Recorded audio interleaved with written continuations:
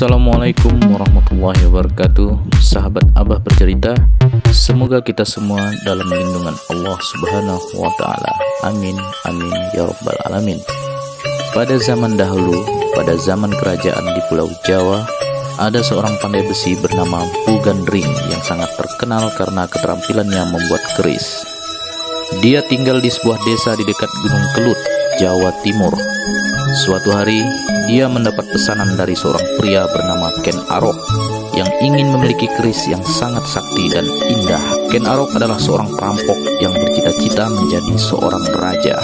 Mpu Gandring menyanggupi pesanan itu, tetapi dia membutuhkan waktu yang lama untuk membuat keris yang sempurna. Dia mengambil bahan yang dari logam yang jatuh dari langit yang diyakini memiliki kekuatan gaib. Dia juga mengukir ricikan yang rumit dan halus pada bilah keris. Dia ingin membuat keris yang tidak hanya kuat, tetapi juga memiliki nilai seni yang tinggi. Namun, Ken Arok tidak sabar menunggu.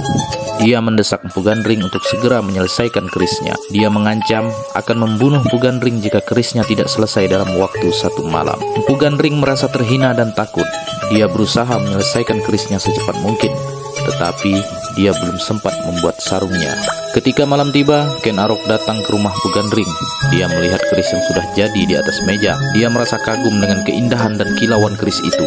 Dia segera mengambil keris itu dan menguji kekuatannya dengan menusuk-nusuk di udara. Dia merasa puas dengan hasil karya Mpu Gandring. Tetapi ketika dia melihat bahwa keris itu belum memiliki sarung, dia marah. Dia menuduh Mpu Gandring tidak menepati janjinya.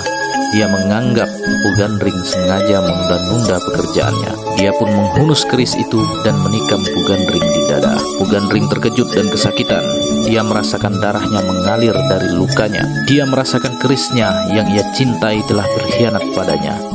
Dia merasakan kerisnya yang ia banggakan telah jadi senjata maut bagi dirinya. Dia merasakan kerisnya yang ia buat dengan hati-hati telah menjadi sumber malapetaka bagi dunia. Dalam keadaan sekarat, Mpu Gandring mengeluarkan kutukan terakhirnya. Dia berkata kepada Ken Arok, "Wahai Ken Arok, engkau telah membunuhku dengan kerisku sendiri.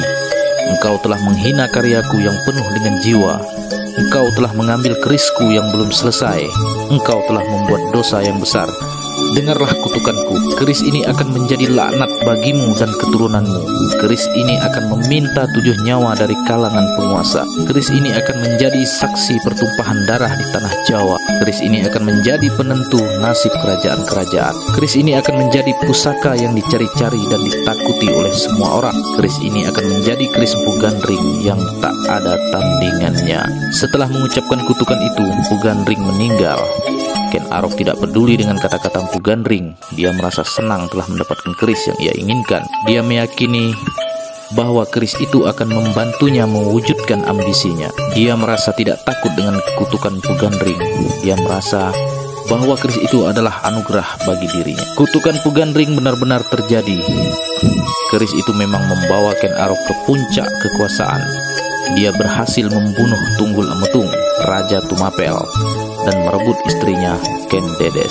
Dia berhasil mendirikan kerajaan Singasari yang menjadi cikal bakal kerajaan terbesar di Indonesia, yaitu Kerajaan Majapahit. Dia berhasil menjadi raja yang disegani dan dihormati. Tetapi keris itu juga membawa Ken Arok ke jurang kehancuran.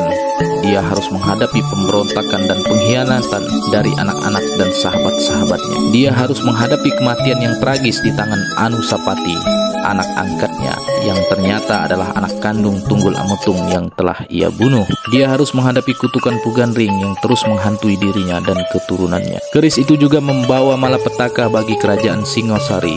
Keris itu menjadi sumber perselisihan dan pembunuhan di antara para penguasa. Keris itu menjadi saksi kejatuhan Singosari di tangan Jayakatwang, Raja Kediri. Keris itu menjadi saksi lahirnya kerajaan Majapahit di bawah Raden Wijaya, menantu Ken Arok.